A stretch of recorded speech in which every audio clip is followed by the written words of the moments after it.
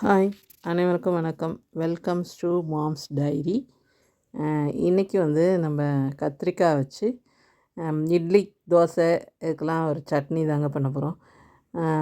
கத்திரிக்காய் நல்லது தான். இந்த நம்ம கோடைக்கு கிடைக்கிதுன்னா நமக்கு சொல்லுவாங்கள்ல, இந்த சீசனில் எது கிடைக்குதோ அதை பயன்படுத்திக்கணும்னு. அது மாதிரி இந்த கோடை வெயிலுக்கு அவ்வளோ கத்திரிக்காய் வரும். ஆனால் அந்த கத்திரிக்காய் நம்ம சேர்த்துக்கிட்டோம்னா அந்த அம்மை இதெல்லாம் வராதுன்னு சொல்லுவாங்க. சரின்னு சொல்லிவிட்டு சில பேர்னால் அலர்ஜியாக இருக்குதுன்னு சொல்லிட்டு கத்திரிக்காயெல்லாம் ரொம்ப சாப்பிட மாட்டாங்க, அவாய்ட் பண்ணிவிடுவாங்க. கத்திரிக்காய் அந்தந்த சீசனில் பயன்படுத்தணுங்க.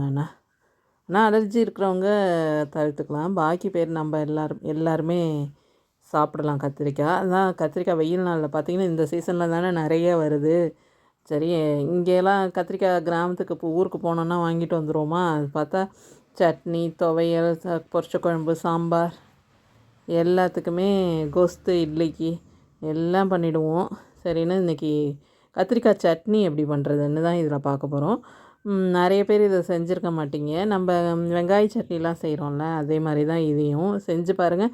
சூப்பராக இருக்கும். இட்லி, தோசைக்கெலாம் அவ்வளோ டேஸ்ட்டாக இருக்கும். எல்லாருமே திரும்ப கேட்பாங்க. கத்திரிக்காயை எடுத்து இது மாதிரி சின்ன சின்னதாக கட் பண்ணிக்கணுங்க. கட் பண்ணிவிட்டு நம்ம தண்ணியில் கொட்டிடணும். கத்திரிக்காய் எப்போவுமே தண்ணியில் தானே அரிஞ்சு போடுவோம், இல்லைன்னா கருத்துரும் இல்லையா. அதனால் தண்ணியில் அரிஞ்சு போட்டுக்கோங்க இந்த மாதிரி குட்டி குட்டி பீஸாக. அப்புறமேலு ஒரு வானலியில் கொஞ்சம் ஒரு கரண்டி எண்ணெயை ஊற்றிட்டு கொஞ்சம் பெருங்காயம் வறுத்து எடுத்துக்கணும். அப்புறம் இந்த மிளகா ரொம்ப காரம் இருக்காது, அதனால் நான் ஒரு 7 மிளகா போட்டிருக்கேன். நீங்கள் காரத்துக்கு ஏற்ற மாதிரி போட்டுக்கோங்க.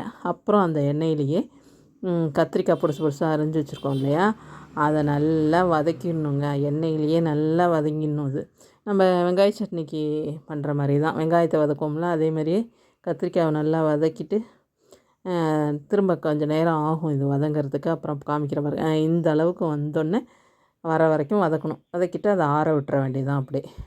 அப்புறம் நம்ம எப்போவுமே மிக்ஸி போடும்போது அம்மியில் அரைக்கிற மாதிரி வரணுன்னா என்ன, அந்தளவுக்கு வராதா இருந்தாலும் அதுக்கு நம்ம ட்ரை பண்ணலாம். எப்படின்னா, இப்போ இதுக்கு அரைக்கிறோன்னா இந்த மிளகாயையும் பெருங்காயத்தையும் மட்டும் ஃபஸ்ட்டு ஒரு மிக்சியில் போட்டு ஓட்டி எடுத்துக்கணுங்க.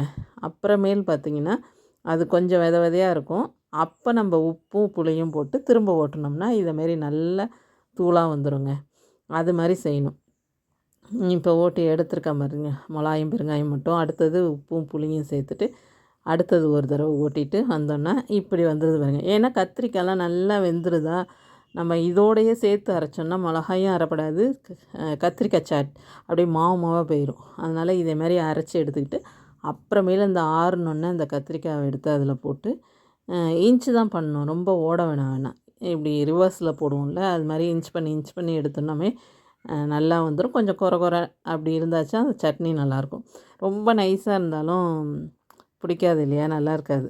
அதனால் இது மாதிரி சேர்த்துட்டு கொஞ்சம் இன்ச் பண்ணி ரிவர்ஸ் மோடில் அப்படியே போட்டு எடுத்தோன்னா நல்லாவே மசிஞ்சிரும். அப்புறமேலு இந்த இருக்குது பாருங்கள், இது மாதிரி எடுத்துக்கிட்டு இதுக்கு கடுகு மட்டும்தான், எண்ணெய் வச்சு கடுகு தாளிச்சிட்டு கொஞ்சம் வேணால் தண்ணி சேர்த்துக்கலாம். தண்ணி சேர்த்துட்டு இதை வச்சிட்டோன்னா சட்னி சூப்பராக இருக்கும். ட்ரை பண்ணி பாருங்கள், நல்லாவே இருக்கும். தோசை, சட்னி, இட்லி எல்லாத்துக்குமே இதை சைட் டிஷ்ஷாக வச்சுக்கலாம், நல்லாயிருக்கும்.